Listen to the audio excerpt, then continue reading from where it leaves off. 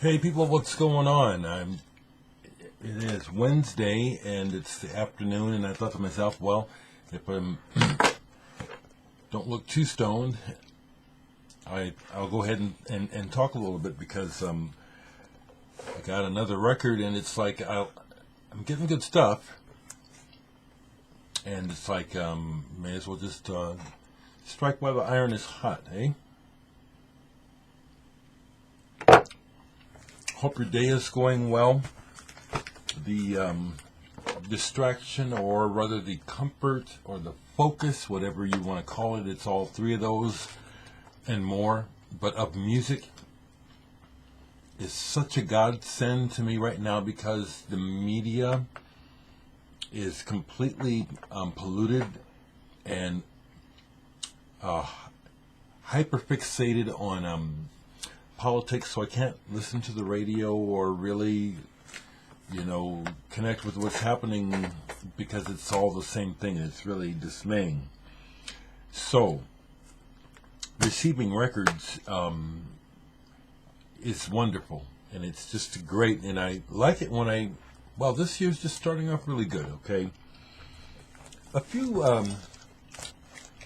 weeks back, it's really funny how these things happen. I don't think it's coincidence. I think it's energy.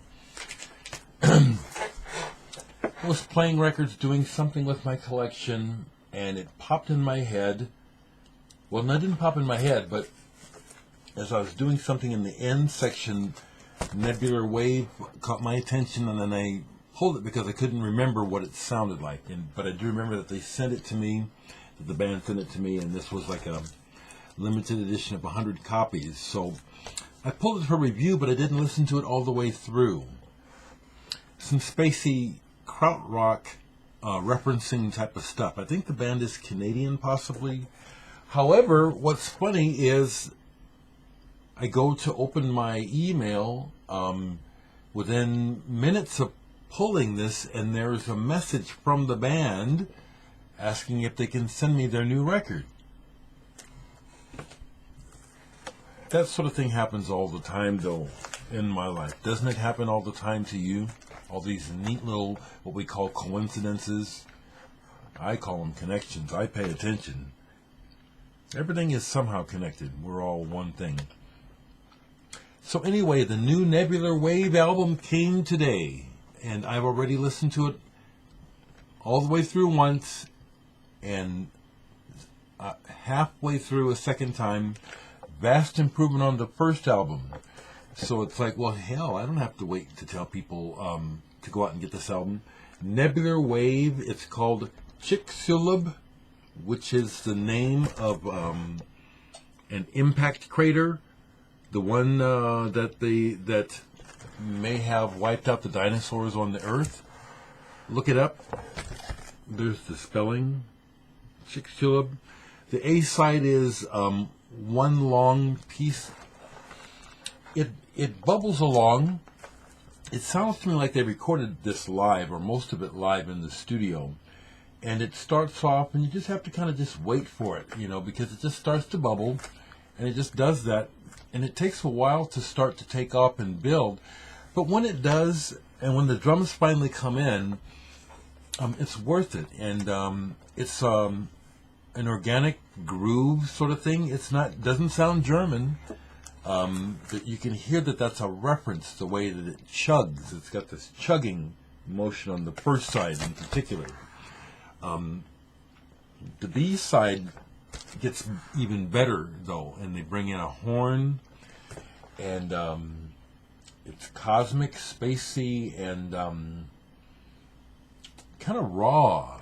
That's the one thing that I will say about it, that I noticed to my ears. It's like, well, if I had produced this, I do think that, there was a recent interview where Rick Rubin and Questlove of the Roots were being interviewed, and they were talking about whether or not they can ever take off their producer-musician hat and just listen to music. And for me, it's a mixture, because I'm really listening to music always, but when certain things strike me, then these other aspects of how I'm listening, they come to the fore. Certain things of how music is recorded or how musicians are playing together, certain little things that maybe a non-musician wouldn't notice. I notice those things. So I notice little things like that about the way this is recorded. And it's like if I were producing, I'd fix them. Or to me, it would be like, well, I'd like to, hey guys. So, little feedback. But this is cosmic, spacey, krautrocky. Isn't that a great image, painting? And it suits the music. This is another good one. I think this is one that definitely can appeal more to the stoner, space rock contingent of listeners. But at the same time, I'll leave the links, and I'll encourage people to give them a listen. Now, I appreciate this. They sent me, I don't know if they're all like this, but they sent me the colored vinyl version, or they may all be like this. 180 gram, and it plays well. It's a nice quiet play. Thank you, Nebular Wave, for reaching out. You were right. This is a big improvement. I just now was playing this again, just to double check. This again, it's like a slow stew. It takes a while for it to reveal itself. But this is even better. This is new. Nebular Wave. Chicxulub. I think I'm saying that right. While I'm here, do I have anything sitting out that I haven't put away? Yeah. Munoz. Do you know this spiritual jazz album? Rendezvous with Now. Munoz. It's a classic. It's considered a classic by folks jazz listeners. I think I can say that. But for good reason. This is a guitarist. He's got Cecil McBee on bass. The other two cats are not names I know of. But this is really honest, spiritual, and searching. And it's really good. Searching is the way. You hear him using his technique to find an opening for the music to come through, because for a little bit it's more like an exercise in these, excuse me, yeah, I make a lot of noise, don't I? It's more like at first it's like these scales, doing these scales, and then it moves into music. Of course, scales is music, but do you know what I mean? Munoz. This is really good. Real good. I just put a whole bunch of records away. But, here, let me talk about this. Okay. Do any of you folks have this album? Do you like David Nance from Nebraska? David Nance Group. This is a recent album of his, Pieced and Slightly Pulverized. He came by the house for the first time last night, and we hung out for the first time at my house, along with Nick Fackler of Indrima / Icky Blossoms, my bro. David's come to the last couple shows that we played, and loves the band. I like what he does, but his wife's uncle, as it turns out, is a friend of mine, and he gave me a copy this a while back. So I gave this another listen yesterday before he came by, just to kind of refresh my memory about what David's about. I've seen Dave play. I haven't played with him yet. This is really honest and really good, and it's like it's straight ahead, kind of simple songwriting, rock rock and based. You can almost hear a little bit of country, but you also hear the free form free jazz in here too, because they jam well. They make some really good noise. But David and I hung out and we listened to some good music, and I'll show one of the records we listened to last night that we really got off on listening to together. We just talked up a bunch, so many things. I love connecting, with fellow musicians. We're going to do something together, absolutely. We're going to play together. At least we talked about it last night. It's like we need to play together. But David Nance Group, Peace and Slightly Pulverized. It's on the Trouble in Mind label. Pretty cool. He's going to have he's working on his next album, which will come out on this label. We talked about that, and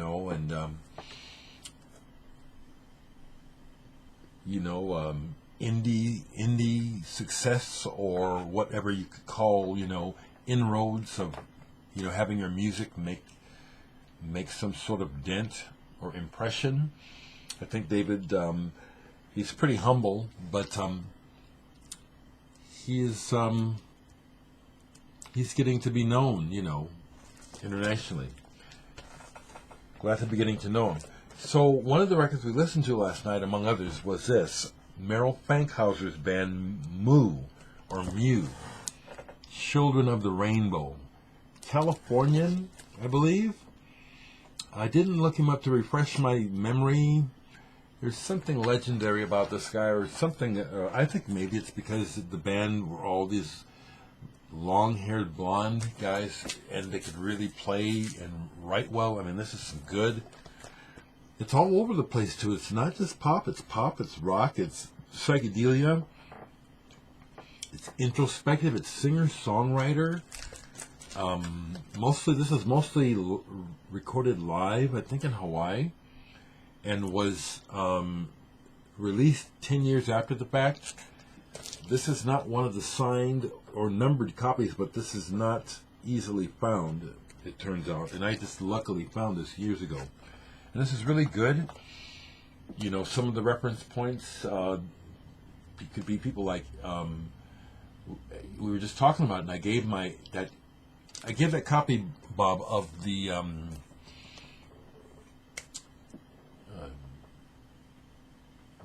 singer-songwriter you just sent to me, and Emmett Rhodes. I gave that to Nick last night while we were hanging out with David. But we could reference him, Big Star, a bit of the Beatles, the Beach Boys. This guy can really write, and there's just something about the music while they're playing it and they're singing it just really feels not so much big, but like, wow, it's like, this is like, man, this is just really, really good. Moo, Children of the Rainbow. Had a real good time, and we just talked it up about a whole bunch of stuff. Musically and life-wise, that's where I'm at. It's like I just really can't, no, it's not that I can't, but I refuse to just talk bullshit. Any conversation I have with anybody, it's like we got to get real and talk about what's going on with ourselves, the things that we're interested, what's happening with us. Or I just, I'm not there, and I'm not afraid to talk about things, political, whatever, and I am far beyond being concerned about hurting someone, offending someone. Really relish the chance to talk to people who have some backward ideas and believe in slogans, as opposed to really thinking for themselves, because I bust that shit wide open every time when we can have a face-to-face conversation. Every time. Because it's stupidity and ignorance. It is. I say, step to me. That isn't arrogance. That's me just saying it, man. Oh, this is a weird time. You got all these people acting like they're in a fucking cult. Their mind's just gone. That so-called State of the Union address? Are you fucking kidding me? And then RL getting that medal? Oh, my Lord. Yeah, I see the people who are trying to say what they say about it being something good, and all of it is delusional, based on lies, and only seeing what they want to see. Fuck that shit. Okay, last thing I'll show you today is pull this and listen to this all the way through today. Another interesting comment on the times. Wendy Carlos, back before she was able to evolve, come out and be who she inside says she is. Wendy Carlos, Walter Carlos, Wendy Carlos. Sonic Seasonings, a double album, came out in 1972. I had never listened to this all the way through in one sitting. I knew the whole album, but I'd never listened to it. I played this all the way through, all 4 sides in a row today. This is actually really quite good. There were parts where it's like, okay, this is kind of bogging down. I forget which season it was. Might have been winter. Interesting, huh? Spring and summer, I think I enjoyed the most. Sonic Seasonings. Apparently, there was a poster with this originally, but I got this. I'm sure I got this at a thrift store years ago for next to nothing, in really good shape. So that was a good play today, and that's all that's left that's sitting out. Oh no, one more that's still sitting out. I believe this artist is from Mexico. Murkoff. Cosmos. On the Leaf label, this is 2006 or 7. Ambient electronics. Three records at 45 speed. Interesting, because there's 2 sides out of the 6 that I had to take them off. I said, okay, this is just going on, and this is not working. This idea that he's trying is not working. And the rest of this is absolutely divine. The starkness of the images really goes well with this music. Murkoff. Really good. Really good. Nebular Wave, thank you for sending me the music. Okay. Whatever else there is to say, it will be said or it won't be.